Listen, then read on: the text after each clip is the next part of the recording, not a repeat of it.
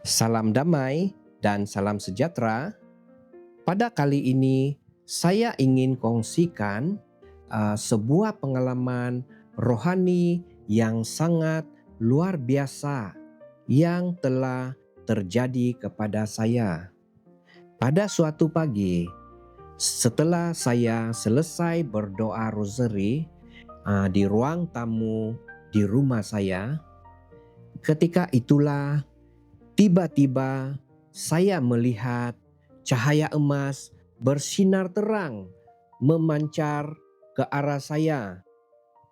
Lalu saya melihat dua lelaki yang berjubah serba putih yang keluar dari dalam cahaya emas itu.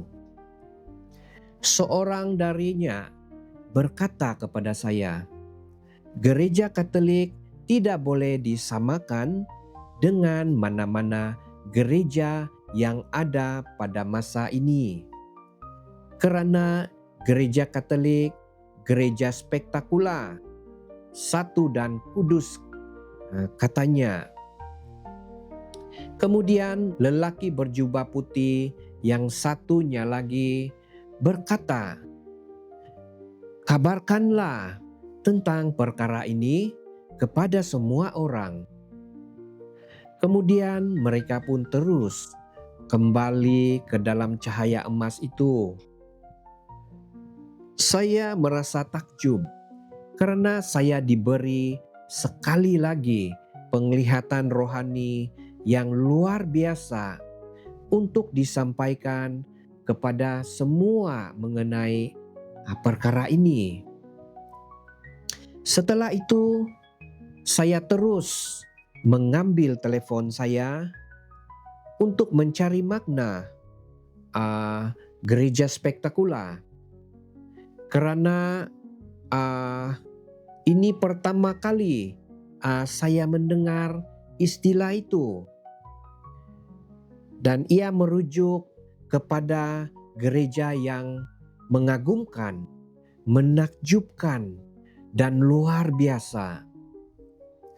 Gereja Katolik adalah gereja yang tertua yang telah diasaskan oleh Tuhan Yesus sendiri bersama anak muridnya Petrus.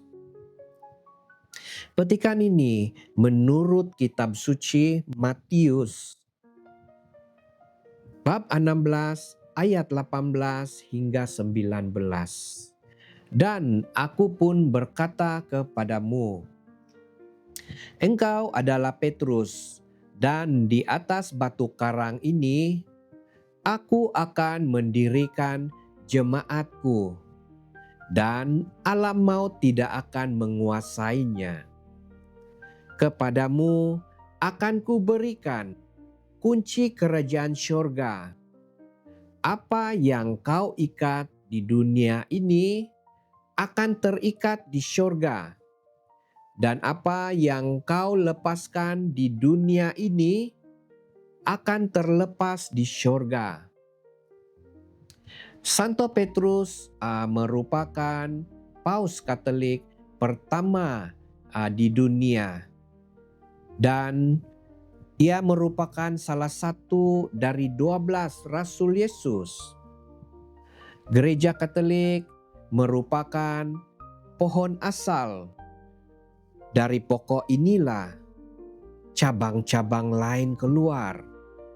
Mereka pergi karena melihat kelemahan pemimpin-pemimpin pada masa itu. Kelemahan pemimpin yang ada dalam tradisi kepimpinan, pemikiran, perlakuan untuk kepentingan pribadi. Namun seharusnya pemimpin tersebut tetap setia kepada gereja Katolik dan bersatu padu, berdoa, memohon kepada Tuhan Yesus dengan penuh cinta kasih untuk memperbetulkan masalah pahaman dan kepimpinan pemimpin gereja dan membincangkan segala ketidakpuasan itu secara terbuka dengan bimbingan Roh Kudus. Penglihatan rohani yang telah diberikan kepada saya adalah untuk memberitahu kepada semua bahwa gereja Katolik tidak boleh dibandingkan dengan mana-mana gereja yang wujud pada masa ini. Bahwa inilah satu-satunya jalan yang Tuhan Yesus sendiri telah berikan kepada rasul pilihannya. Di sini saya katakan kepada saudara-saudari yang seiman dan para pemimpin gereja bahwa kepemimpinan para pemimpin gereja yang kurang memuaskan hati dan kesalahan-kesalahan yang kecil dan besar, janganlah kita mengadili mereka dengan pikiran maupun perkataan dan perbuatan, tetapi kita haruslah bersatu padu untuk memberikan buah pikiran maupun nasihat agar permasalahan tersebut dapat diatasi dengan tanpa meninggalkan gereja yang kudus ini. Karena masalah ini adalah masalah kepimpinan, bukan masalah gereja. Gereja itu senantiasa dalam jalan kebenaran dan kudus. Karena para pemimpin juga manusia biasa yang tidak lari dari membuat kesilapan kecil atau besar. Sebab itu saya katakan di sini, para pemimpin harus mengekalkan kesucian diri dari segi perbuatan, perkataan, pikiran, dan rohani, agar Roh Kudus senantiasa memimpin para pemimpin yang bersih, suci, dan kudus sepanjang masa, agar untuk menghasilkan buah yang baik dan memimpin umat ke jalan yang benar. Kuasa kegelapan tidak dapat meruntuhkan gereja Katolik, tetapi dapat menjatuhkan para pemimpin gereja jika tidak mengekalkan kesucian diri serta mengabdikan sepenuh hati, sepenuh jiwa kepada Tuhan Yesus.